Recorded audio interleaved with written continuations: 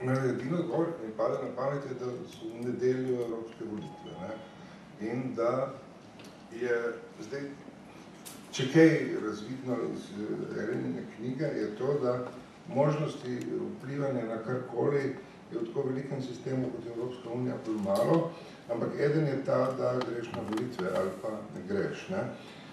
In se mi zdi, da pač zdaj v teh 14 dnevih kakšne druge velike možnosti ni. Ne? Lahko pogledaš na listi kandidatov, a je kdo tam, ki dovolj konsistentno operira z evropskim diskurzom, da lahko rečeš, ok, ne, ta človek je prispevek razvoja evropske ideje in greš glasovati dan, ali pa se odločiš, da ne boš šel glasovati in prispeval v ta veliki pul evropskega absenteizma, ki izraža skepso do tega, ali je v francoskem modelu oblikovan evropski parlament smisel.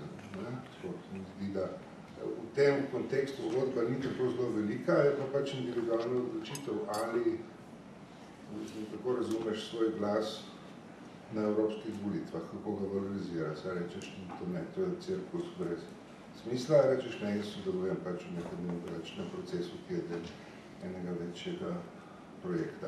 In jaz bom šel na volitve. Kar se volitev tiče, da namo zdaj protivolilno propagando delali, jaz sem se za volitve odločil včeraj po televizijskih oddajah, ker to vloge pa še nisem že dolgo videl, ko sem je včeraj zvečer in takrat odločil, da grem na volitve, ne zaradi evropskih razlogov, ampak otrajnih. Jaz mislim, da nam gospod militaristični humanist dolguje pojasnilo za napad na Belgijo. Napad na kaj? Ampak to pojasnilo bi veseljem dam. Jaz 4 leta sem se vrtel okrog Srebrenice v Bosni kot novinar. In potem sem pa v Kukesu v Albaniji gledal, kako milijon Albancov beži z Kosova in koliko mi je bilo genocidov, dovolj se mi zdelo, da pač ja bombe na Srbijo. Če je to ostalo... Pač to, še malo orožja, pa bomo rešili situacijo. Ko si vprašal, sem ti odgovoril. Ja, moram reči, da sem do danes zelo cenil.